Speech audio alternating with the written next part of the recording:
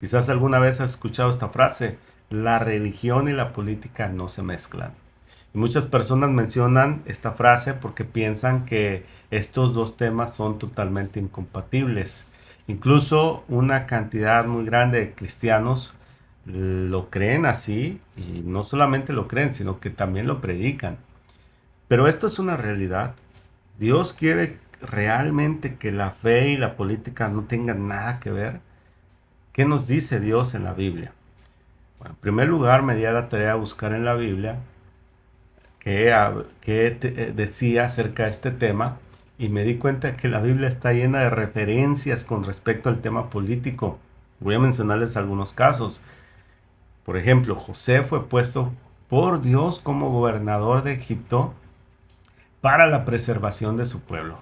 También vemos a Moisés confrontando al gobierno del faraón, quien anteriormente había establecido un decreto para asesinar a todos los niños de Israel.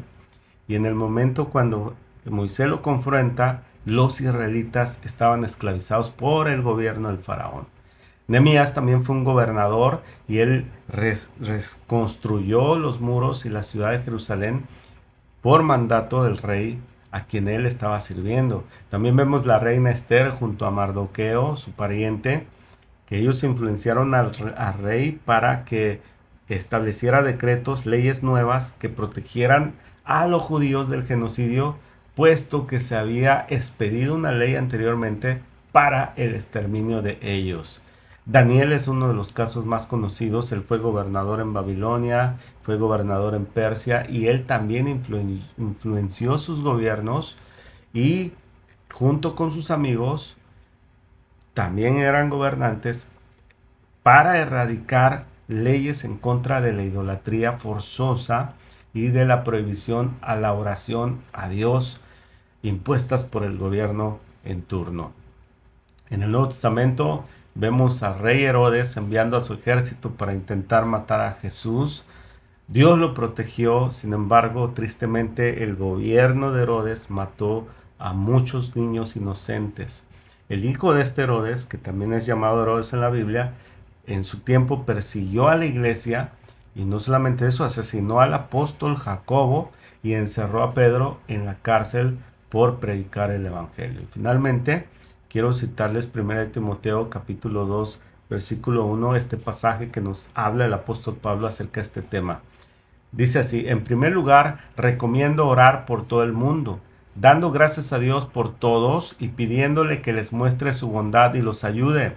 Recomiendo que se ore por los gobernantes y por todas las autoridades, para que podamos vivir en paz y tranquilos, obedeciendo a Dios y llevándonos bien con los demás. Esta clase de oración es buena y le agrada a Dios. Bueno, aquí directamente Dios nos muestra que le gusta, que le agrada que los creyentes oremos por los gobernantes del lugar en donde estamos viviendo.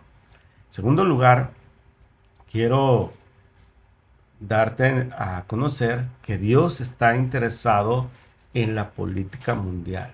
Como pudimos ver en los pasajes que cité anteriormente, vemos que Dios influyó directa e indirectamente en los gobiernos de los hombres. Algunas veces lo hizo para detener el avance del mal, otras lo hizo para cuidar a su pueblo. Algunas veces más puso gobernantes que iban a detener o a cambiar leyes que iban a producir persecución y la muerte al pueblo de Dios. En el Nuevo Testamento, la persecución a los cristianos provenía mayormente de tres tipos de personas. Número uno, los judíos, los gentiles no conversos y los gobernantes. Ahora, es interesante notar esto. Los judíos perseguían a la iglesia ferozmente, como en el caso de Saulo de Tarso, pero también instigaban a los gobernantes para hostigar a los cristianos. Y con los gentiles inconversos sucedió exactamente lo mismo, como en el caso de los judíos. Así que podemos ver que al final de cuentas el gobierno, en la mayoría de las veces de persecución a la iglesia, estuvo involucrado para tratar de frenar el avance del evangelio. Así que podemos ver que el gobierno puede ser un arma de persecución en contra del cristianismo. Y eso no ha cambiado en nuestro tiempo y por eso Dios está realmente interesado en que la iglesia pueda influir en la política local por medio de la oración y de la predicación del evangelio. Mi tercer punto es, ¿qué relevancia tiene el pueblo de Dios con respecto a las leyes que rigen el mundo? Bueno, la iglesia tiene mucho peso para poner un balance en los gobiernos mundiales. Por eso es que el apóstol Pablo nos dice que oremos por los políticos de este mundo y que prediquemos el evangelio en todo momento y sin temor, pues nuestra oración puede inclinar la balanza a favor de la legislación de leyes que protejan a la iglesia del Señor y así es, la iglesia pueda florecer en un ambiente de paz en medio de los pueblos donde se está estableciendo, como es el caso aquí en Estados Unidos donde vivimos, gracias a Dios. Mi siguiente punto es acerca del caso de Charlie Kirk. Apenas hace unos días fuimos todos testigos, fuimos impactados por la terrible noticia del asesinato de este muchacho. Él era considerado un activista político de alta gama. Personalmente yo no lo conocía mucho, pero cuando sucedió este triste evento, muchos de sus videos empezaron a viralizar y en esos videos él aparecía defendiendo sus ideas, sus convicciones, pero lo que más me impactó de este muchacho fue escuchar de sus labios que predicaba el evangelio con fervor.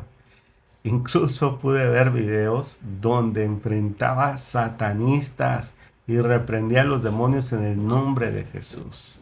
Esto fue impactante porque en uno de esos videos sale un muchacho con una máscara de Baphomet invocando demonios, diciendo un cántico diabólico y este muchacho, Charlie Kirk, le dice, te reprendo en el nombre de Jesús. Cuando yo vi eso me quedé en shock, porque hasta ese momento mi concepto acerca de él es que se trataba solo de un activista político y también pude averiguar que él era muy cercano al presidente Donald Trump. De hecho es muy amigo, o fue muy amigo más bien dicho, del vicepresidente J.D. Vance y también fue muy amigo de los hijos de Donald Trump. Y también él influenció mucho para llevar a la presidencia a Donald Trump, sobre todo en el aspecto de los jóvenes. Así que Charlie Kirk, además de ser un activista político, al mismo tiempo era un cristiano ferviente y lleno de fe que defendía sus posturas políticas a favor de la vida y de la familia, pero también predicaba el evangelio de Jesucristo. Y uno de los trabajos que más él logró fue con los universitarios. Él llegó a millones de estos muchachos porque él iba a las universidades y tenía debates con ellos. Estos muchachos ya estaban muy adoctrinados con la ideología progresista woke y era a través de estos debates que los convencía de la realidad y los traía de vuelta a las buenas costumbres morales. Tristemente esto también le levantó muchos enemigos, sobre todo políticos que defendían las ideologías destructivas que Charlie combatía y por eso mataron a este muchacho. Quiero concluir señalando que es Dios quien levanta a hombres y mujeres que no solo sean creyentes devotos, sino que también son personas usadas para impactar la política a favor de los principios bíblicos y morales del Evangelio. ¿Por qué? Porque tiene misericordia de los habitantes de este mundo.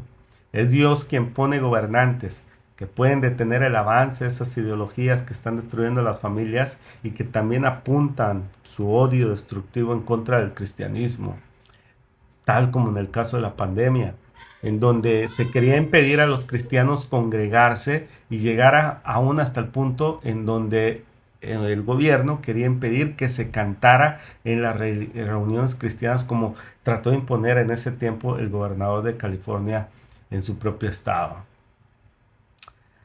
Así que sí, es la oración y la fuerte convicción en el evangelio de los cristianos lo que Dios sigue usando en la política mundial. Por lo tanto, concluyo con esta frase. Sí, definitivamente la fe sí se debe mezclar con la política, pero de la manera correcta, la que Dios ha establecido. Que Dios los bendiga y que los guíe y nos guíe a orar por los gobernantes de este país. Bendiciones.